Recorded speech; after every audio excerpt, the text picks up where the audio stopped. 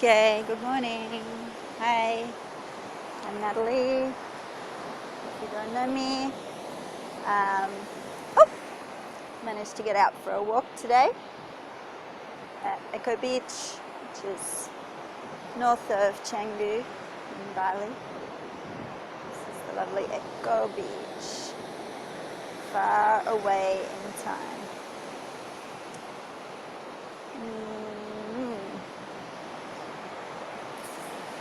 Yeah, this is like the surfing beach. It looks all a bit crap and eroded actually, even more so than last time I was here. Hey Woofy. Yeah, so let's see if I actually post this live or not. Or what do you call it? It can't be live. The internet's not good enough here to actually post live. Not on my phone anyway. Seems to always be having dramas. Yeah, so I live in the lovely Bali with my daughter, Freya. We are... Oh, look at Poppy. I guess you would say like disability refugees. I've just kind of given up on the whole system in Australia and trying to get support for my daughter. Actually I could live there. I had like $100,000 funding package last year, but yeah, I just had some pretty full-on experience with the child safety, getting involved when hello Wolfie. Hello, how are you? Hi. When I had this amazing carer come and help me with my daughter, who was like volunteered, just someone I actually met on the beach. And he spent time with us and was like big brother to Freya, and Freya's my daughter. And he agreed to stay in Australia with her. He was meant to get paid and everything. I wanted to come back here to continue my project because basically, I want to live in supported community with my daughter. I want to be somewhere where, there's carers and people to do, like I've looked after my daughter for 15 years and 16 now, and it's too much for me now. It's just too much to have to step her through every part of her day, every step of everything that she does. And I feel like it's my turn now to be able to contribute economically in some way, build like a livelihood so that so I can live somewhere with my daughter, that she can still be in my life, that she can have awesome friends, and I want live in community with her and feel supported. What is that? And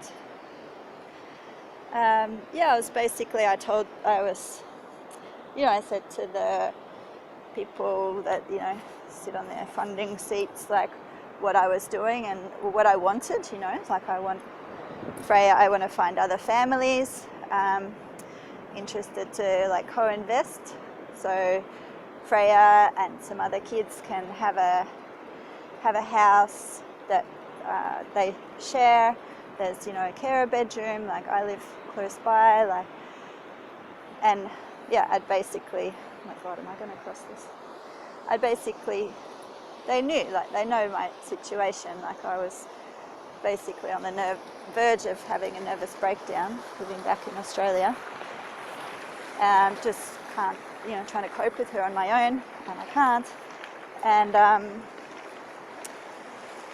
and so it was kind of do I relinquish care of her? Like, do I just put her into, not just, but, you know, do I put my child into foster care and put her into a state, you know, something where, and then just be able to come and see her on weekends, or, you know, like when I'm able to. And, you know, I was encouraged by a lot of people close to me to do that, because they can see what I go through on a daily basis. They know what Freya's like, they know what her needs are, and yeah, you know, in all fairness and sanity, that's probably what I should have done. But I did not. Because, you know, well, I got scared by the, you know, child, yeah, basically if you can't cope anymore, if you want to,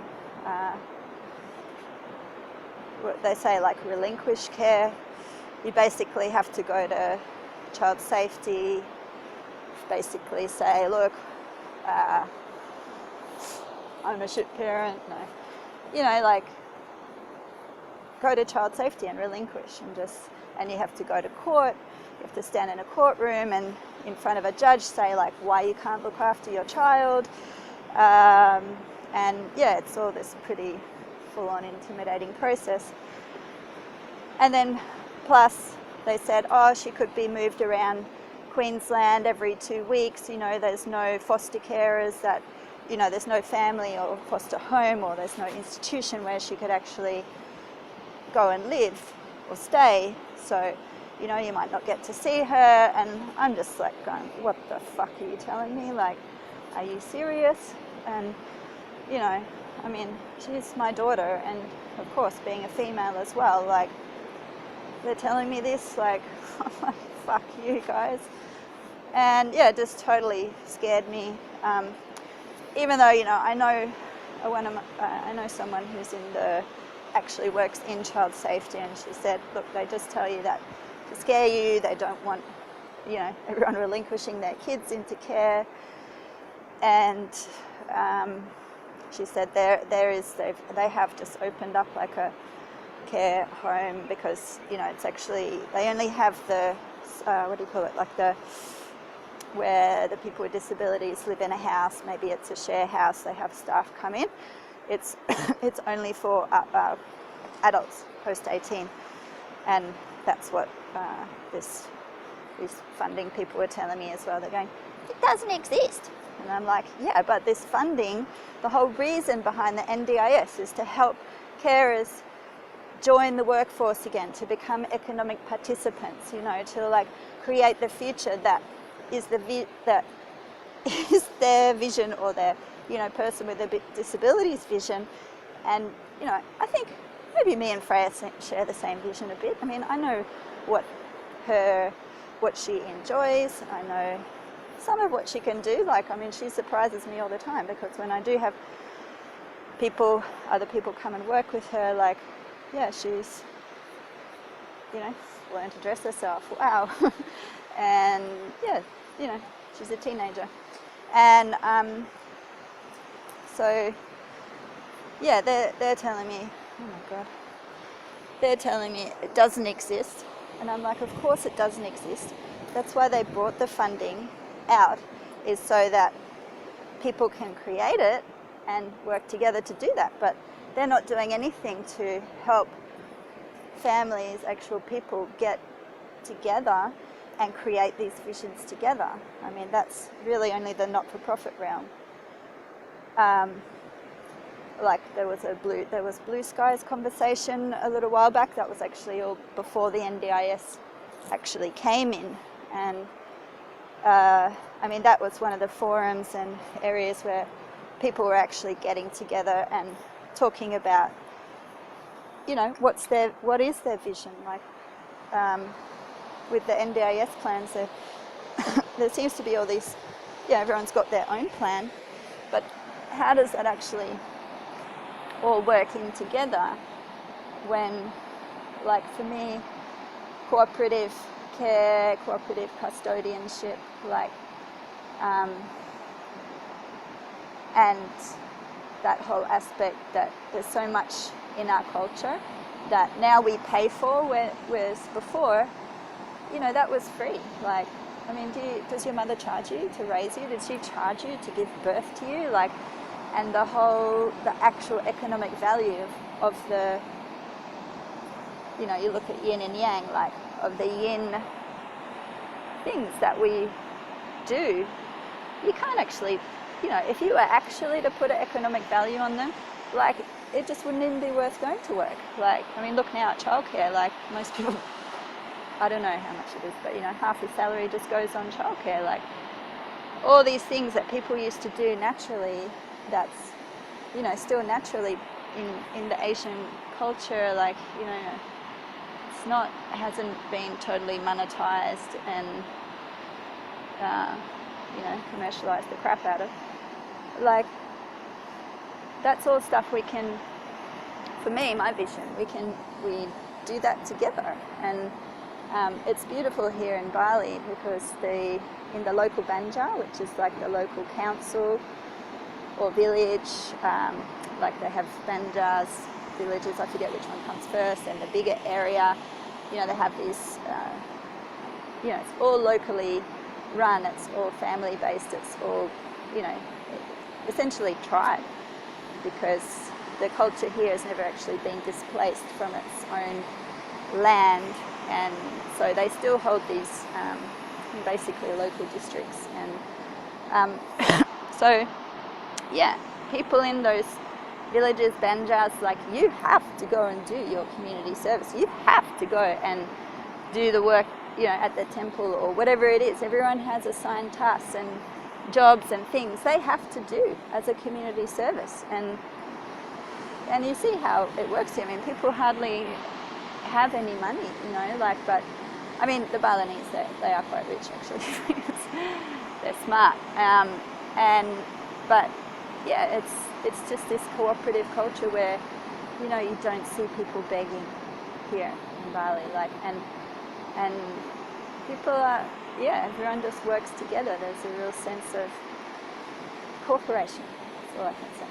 So yeah, these you know, these ideas and visions that I've been having, like, God, if everyone just did 3 or 4 hours a day what they really love doing, you know, like, imagine what we could do. Like, if there was someone doing gardening, if there was someone in the kitchen preparing the main meal of the day, if there was someone doing massages 3 or 4 hours a day, if there was someone working with kids in the school, like childcare, like, and what's the 5th one? I sort of had these 5 things going on: school, like childcare, natural therapy, natural building, of course. You know, if there was, some people were doing their, I don't know, 3, 4, 5 hours a day towards building houses, natural building. Like, we could have a free massage every week. We could, free, like, everyone's contributing. So, but, you know, it becomes part of a community currency. Like, so everyone would maybe have a massage every week. You know, buildings would be getting built. There'd be gardens. There would be a main meal cooked every day. Like, your kids could spend time in a school. You wouldn't be able to just, like, do your own thing for a few hours. Like, and to me, it's not rocket science. And I just sort of had the revelation the other day. I'm like, oh, all this crap that I'm going on about, it's like, these guys are already doing it. And it's like, oh, well, I just landed here, you know, I just learn from these guys. So language is a bit of a barrier, but yeah, so obviously it's possible, guys. We can do it. It's been done. It's being done right now. That's the example I want to follow. So I'll get into the whole vision side of it maybe in the next video, but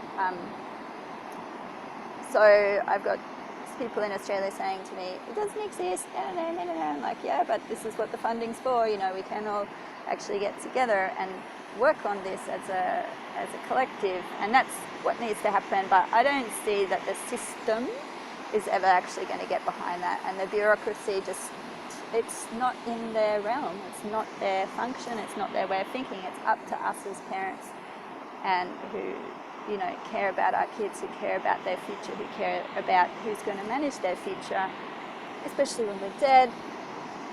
It's up to us to create this. So funding or no funding, you know, like I thought I would have been supported.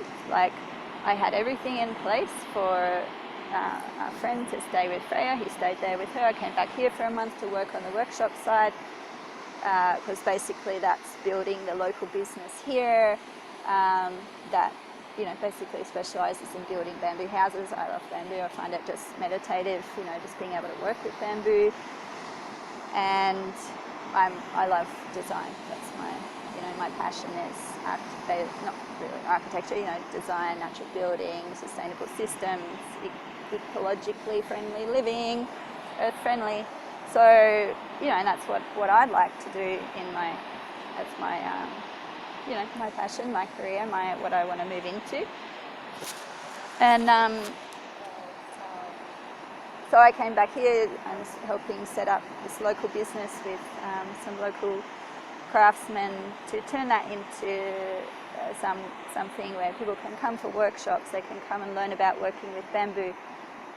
They can help build the buildings in our village. So, you know, people get to come, stay somewhere, be in like a homestay, you know, so you get to experience the local culture, you know, stay with local families, and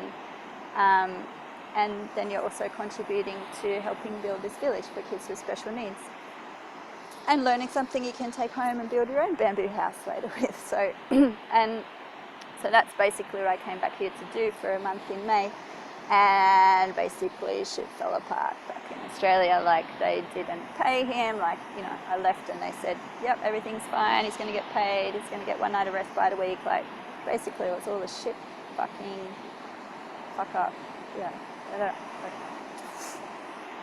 Maybe there'll be another. I think I might have written something about it, or maybe it's on my website and a blog. But anyway, moving on. So I basically just had to leave Australia, just go, look, you know, it took me a month, nearly 2 months of my time. I tried to rework it all out again. You know, I had another group of friends that were like, yeah, we'll help you.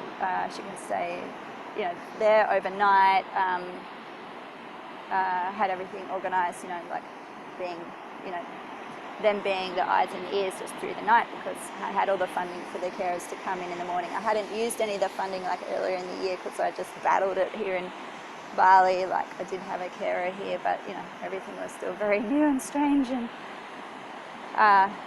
it was interesting. And so, and then it's still, you know, it all just fucked up again. Like, oh no, she can't be somewhere where there's Airbnb guests. I'm like, huh?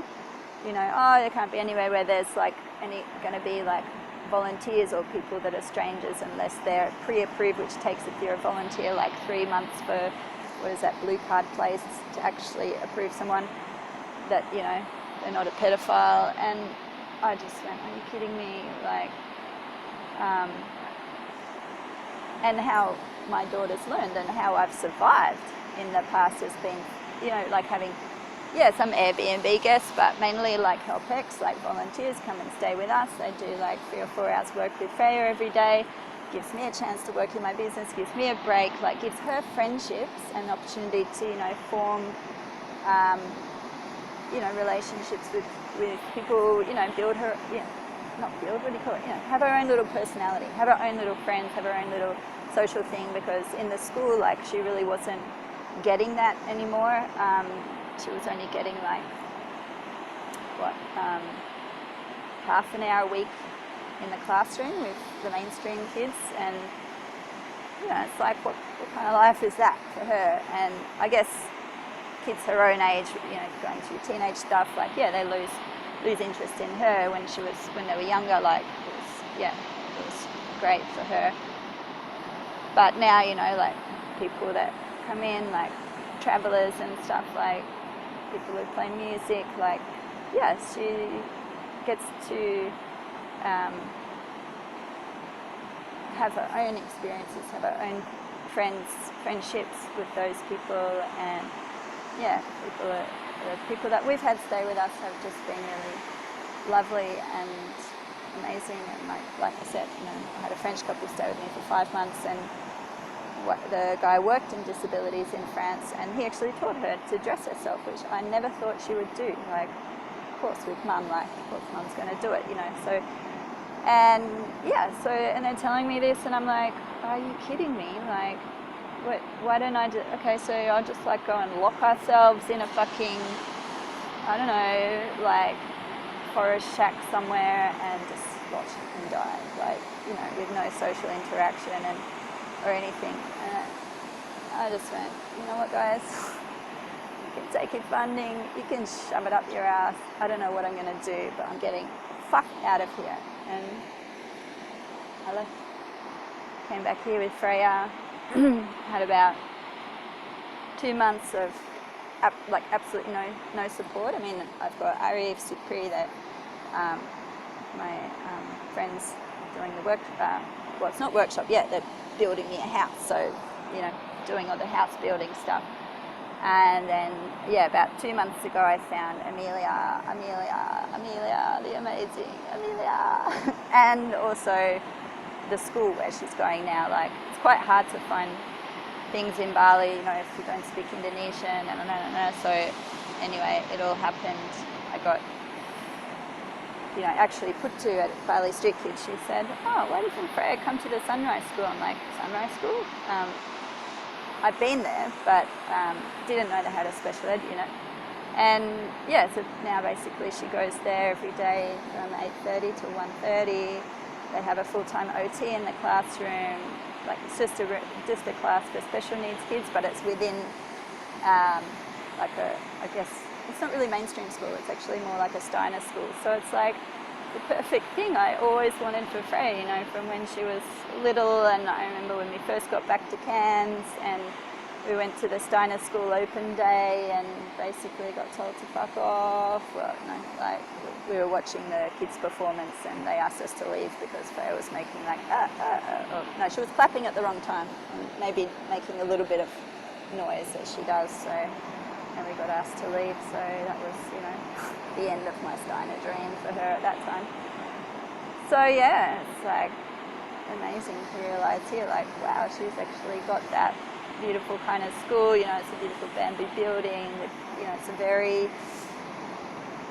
it's not an unstructured program, it has structure, but they look at all the kids' needs and they design a program that suits all their needs. And yeah, the kids all sit together. It's not like trying to make kids like mainstream kids.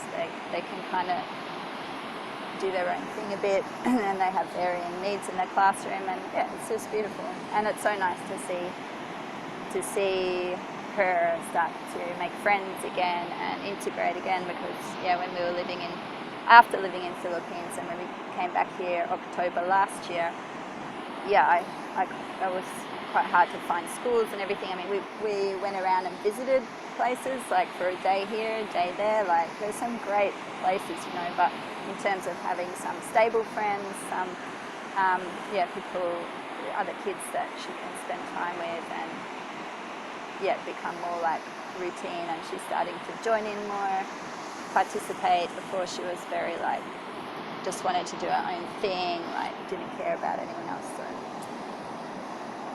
So yeah, we're at that stage now where I've had the house for 1 year. The lease is just coming up for renewal. This bamboo house in Seminyak is nearly finished, so that's sort of like the example demonstration house for the kind of house I want to build in my village, my cooperative village, like community place. And basically, I'm dedicating my time to making this vision of a village and cooperative living a reality. So I have Amelia, who I'm training through the Sunrise School, the OT, and I have a speechy working with her as well to, you know, basically learn to work with Freya, and hopefully that she'll become one of her long-term carers living here. So, and then in terms of cooperative, so for Freya's future, and what I envisage is for there to be a community or a village with some other families with children or adults with special needs. Like, she's 16 now, so by the time she's an adult, I want there to be like a program that she's part of every day. Like, it's probably going to involve community farming, you know, whether it's they're picking flowers, drying flowers, like, you know, crushing stuff up, like bashing things and whatever, making bath salts, like, you know, pouring things into little bags, like, you know, making a little product like that. That could be part of what she does. Like, I don't want to see her in Australia going to an Endeavour House, go say that, going to some institution where, you know, it's like a 9-to-5 job, and they have like, what do they call them, like KPIs that they have to do, like, and putting together headsets for Jetstar. Like, are you kidding me? Like, that is not life. That is not fun. Like, and why? What's the point? Like, is there any point to that? Like, and she would maybe earn $2 an hour, but I'd say she'd just be ripping apart all the ones that everyone else has put back together. So maybe we would actually have to pay money for her to work there. So community farming is one thing, like one activity. Like, if you look on my website in the I don't know what section yet, because I've just got to go through and kind of reshuffle things, but yeah, just sort of relay things out. But anyway, look at the vision, look at the community, what do I say, the management side, like how I see management happening. So there's farming, there's activities like, you know, helping clean up after the main meals. I imagine, like, as parents, we would take turns, you know, like maybe one day, one family supervise. I mean, I envisage that we'll have paid staff and carers, and also I'd love to have volunteers and people that come and help X and share their skills. HelpX is basically like, instead of, well, to me, instead of go working in a city or, you know, having a city job, paying for an apartment, rent, basically it's people can come, exchange accommodation and food, and I do usually pay a small salary. We just got to be so careful in Indonesia with money and jobs and all that sort of stuff, because they want jobs to go to local people. So, I mean, I envisage like anything that gets paid would actually be in community currency, or it would be paid before or after they actually arrive in Indonesia, because there's just too many sagas and, you know, things going on with visas and all that sort of stuff here. The government is really, really strict when it comes to that sort of thing. So, you know, I definitely want to stay, you know, within the, what is it, means of operation, you know, for being able to live here and stay here and operate here. So, so as a parent, like, I'd be more than happy to, like, one day a week, or there's a little diagram table thing box where I sort of suggest, like, oh, you know, it could be like this, maybe one family they want to supervise for a whole day, maybe another family they can just do the mornings, like an activity in the mornings. Have a look. Anyway, so, and I mean, when you actually put that into a I'm just going to say NDIS model, like with Australia, like, if you had to pay all those parents, like, supervising, like, it would just blow out the budget, you know, like in the, I won't say the name, house workshops, you know, they're so constrained by their budget. They only have one person supervising a whole room of kids sitting in a fucking sweatshop, basically, with no air conditioning, with, like, this one supervisor who's stuck in the office doing all red tape stuff, while out in the workshop, like, there's sexual harassment and bullying going on, and, you know, I know I'm not going to say names or anything like that, but yeah, it's like, it's stupid, like, and I could just never leave my daughter in a place like that, so I don't have to, because I'm creating this. And so as parents, I'm saying, like, it's great to have paid staff. The people that I mean, I think naturally Balinese, or the people I know here, that they just have this caring, nurturing way about them. I'm not going to go into any more stories about disability in Australia. I'm pretty sure they're in my YouTube channel. So I think for me, I want to be part of my daughter's life. I want to be able to work with other families who also want to be in their kids' life, who want to live in community, who want their children to have like rich experiences, and yeah, there's, you know, the community farming, the, you know, tidying up around the after breakfast, whatever it is, like I want her to be part of that kind of natural, that the school in Sarihati, she calls it just natural learning. You know, it's like doing what you would have to do anyway, day to day, or what she would be doing anyway, but also sort of disguising therapy activities in that. You know, there would be one time like to swing in a hammock, like we can do like stuffing bottle bricks, which is actually a hand-eye coordination and also strength, like, because you get basically you're putting all bits of plastic rubbish and crap inside a 1.5 litre plastic bottle, and then you're getting a stick and you're like compressing it down into the bottle. So I mean, that's actually quite a good OT activity for Freya to be doing. And for me, if she's with a group of friends, and for her, like with people around, she's so much calmer. Like when it's just me and her at home, I notice it straight away. Like she's got no other stimulation, you know, and I'm quite a inward person. Like I'm not really a blah blah blah kind of, sometimes I don't know, sort of person. So, and her nervous system is understimulated, so she's always sensory seeking. I call it sensory seeking. So she needs, you know, stimulation, whether it's light, sound. I think it's actually a people thing, you know, like when there's no people around, she's a bit bored. She's bored. Like, I mean, she can easily sit there on the iPad and be self-soothing, or, you know, she's very self-contained in that way, but, you know, it's not really good for her to sit on the iPad for hours and hours, and I don't like her doing that. I'd rather she be interacting, doing stuff with other kids. And if I take the iPad away from her, you know, there's only so much I can sort of do with her. You know, oh, we'll make goop, oh, we'll do this. Like, we have some different activities, but I don't know if I'm just lazy, but, you know, after about half an hour, like, I need to go have a rest. You know, I need to go, and plus I have this vision that I want to bring into reality, and yeah, and, you know, I need my time to develop my career, my education, like my friendships, which I haven't really been able to do for the last 15, 16 years. So, yeah, where I was going with that, actually, I'm going to drink a coconut because my brain is starting to run out of glucose. So, right now, I'm sitting in Bali. I've come out for my walk.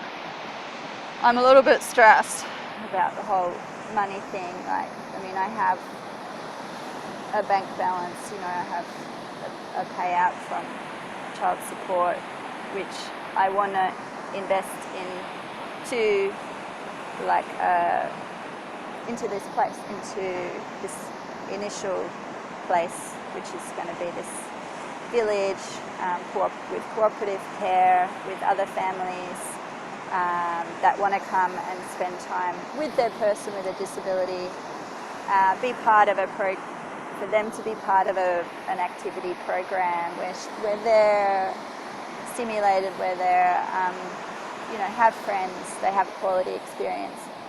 And also for carers, that it gives the carers time to have a break, you know, to go get a massage, to join in a bamboo workshop, do whatever, you know, go up to, like, tomorrow, I'm praying, going up to Kintamani just to go on a silent retreat for a few days. A friend up there has a little wooden house in the mountains, like looking over the rice field. It's just a beautiful healing, but like there's something amazing about that place. You just feel like so content there. And yeah, it's just getting to that stage for me where I'm I'm a little bit fried. Like, just even though I have this support here with Freya, it's been amazing. Like, I've had 2 girls helping with her in the afternoons from Bali Street Kids. So I basically, they're girls that live in the orphanage. So, and I pay them. They call it baby sister here. So they've been spending time with Freya in the afternoons when she comes back there with the other kids from Bali Street Kids.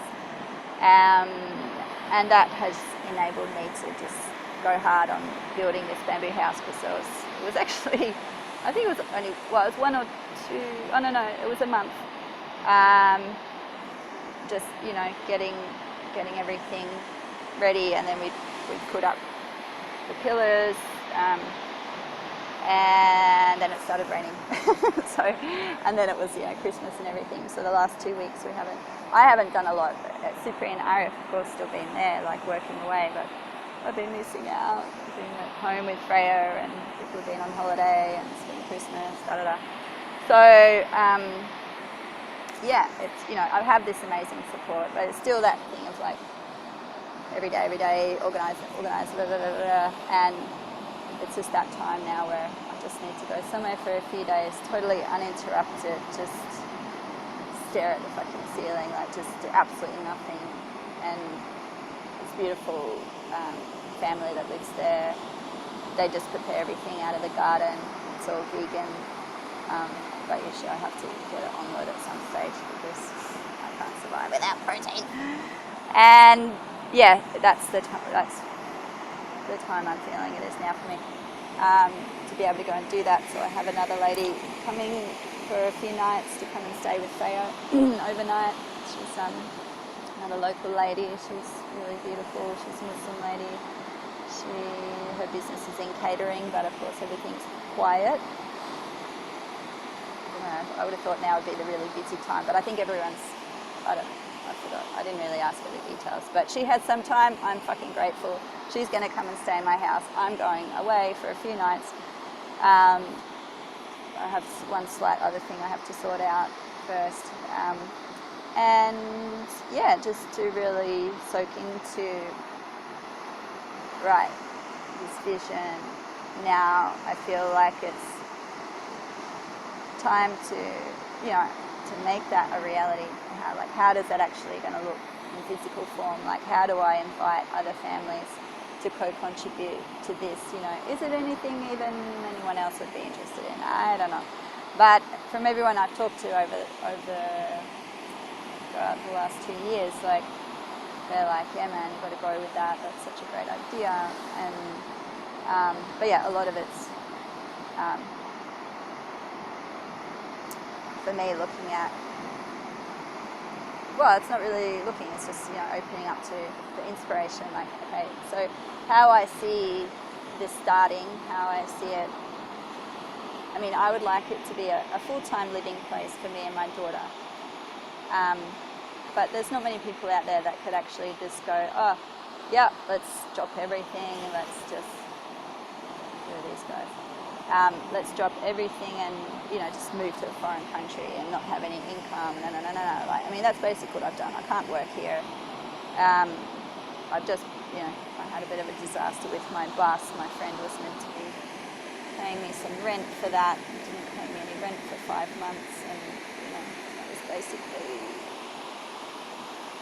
the money I was going to use to pay my whole year's rent on my house here, which is a 4-bedroom house. And anyway, and then still caused me dramas and missed out on a $2,000 Airbnb booking of my bus. But anyway, so, you know, I think the universe is just saying, Natalie, like, let's bring in the abundance. Like, I mean, I don't like the word abundance, like, I do, but I don't. But I mean, I need to open it up now. So, and I need to look at how I can be supported to live here, to create this project, to basically make it available for other families and other people. So, and I feel like it's at the stage now where it's fairly solid, like things are in reality happening, like we're making headway, there's stepping stones. I've got therapists here, I've got support here, I've got the connections here, I've got an amazing like Italian therapist that works with kids with autism with surfing, which is it's going to be in one of my videos. So yeah, I just feel like there's so much potential here, and I'm just needing more local people. I know the place where I want this village to be. Like this demonstration house is in right in Denpasar, like not far from the airport, maybe 15 minutes. And but I don't really want to live in the city, and where I'm looking at, where the village is going to be is in Tabanan, and that's like 40 minutes out of Denpasar. It's a rice field area. It's pristine water, like and just still building relationships there. So so how I see it starting is as a timeshare. So maybe people are interested in coming like 1 month a year, coming and staying, or 2 weeks, 1 month, whatever it is. For me, like 1 month is like the bare minimum I need as a break away from Babylon. But I just see it like that. 1 month a year, and if you can't come for the whole month, like really it's not that much to us as Westerners, like, and there's so many families here that have no support, like that. And part of this first building, my project, is in conjunction with Bali Street Kids. So, and that's my thing, is half the year, like it'll be open to local families that maybe they're from remote areas to come and stay there, access therapy. It'll also be like for their volunteers. I mean, there's only one bedroom, like upstairs, so I don't know exactly how it's going to look, but the intention is that I give or donate, half the time in that house, or in some way, like its capacity. I mean, I don't like, and then with everything that in my life here, it's like you don't need to worry so much about figures and numbers. Like, I mean, I just help put to how I can, and she helps me, and it's like I couldn't put a value on that. I mean, how could I put a value on her finding the school for Freya? Like, how could I put a value on her saying, oh, we have a couple of girls here, they don't really go to school. I mean, they go to school 2 hours a day. Like, I'll ask them if they're interested to, work as carers with Freya. Like, and, it's totally, what do you call it? Like, it's not revolutionized, but, it's just like,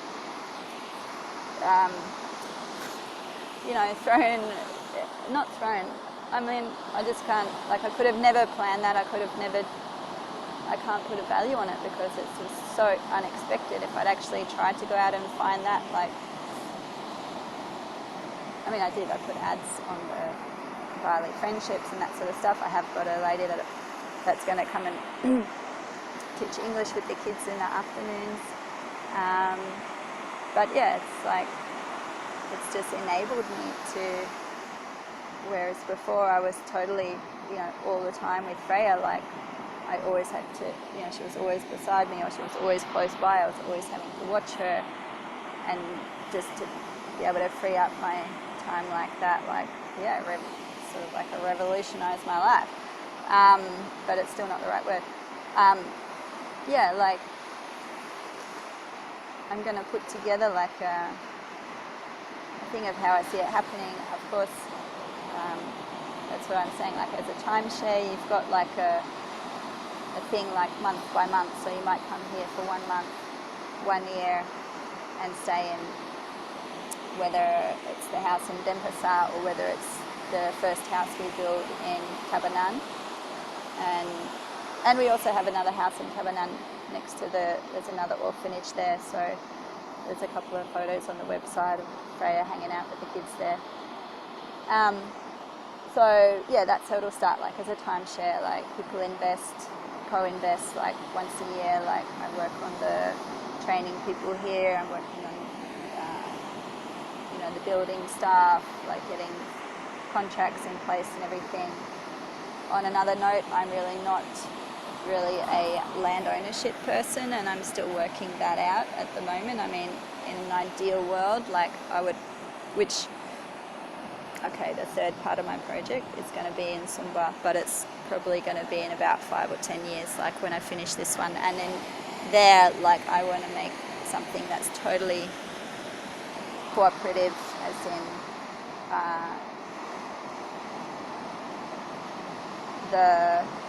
in terms of land ownership and that sort of stuff. Everything is totally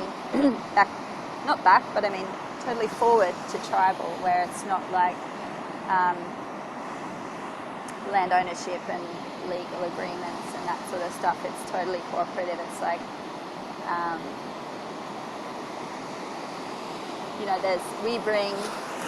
it's like trade in the old days before merchants and before,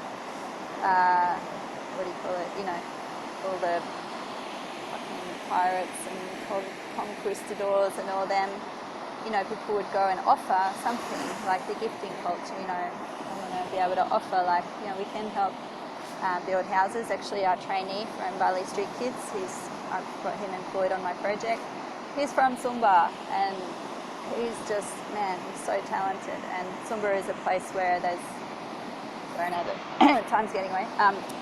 Sumba is a place where the economy is very low, there's not much money there, people are poor, like there's not really education or skills, but I mean, people are happy there. I've heard it's beautiful, but it's still very tribal. And yeah, I'd like to be able to go and offer something like, hey, we can come and help. I don't know why it's always English is the first thing, but help build buildings. Basically my thing is help them making a homestay place so that they can have visitors on their terms. Like I see it, of course, with hospitality and commercialism and tourism. Big businesses come in, buy a place, or some people benefit, and most people don't at all. They just get shit jobs working in a fucking cafe or in housekeeping.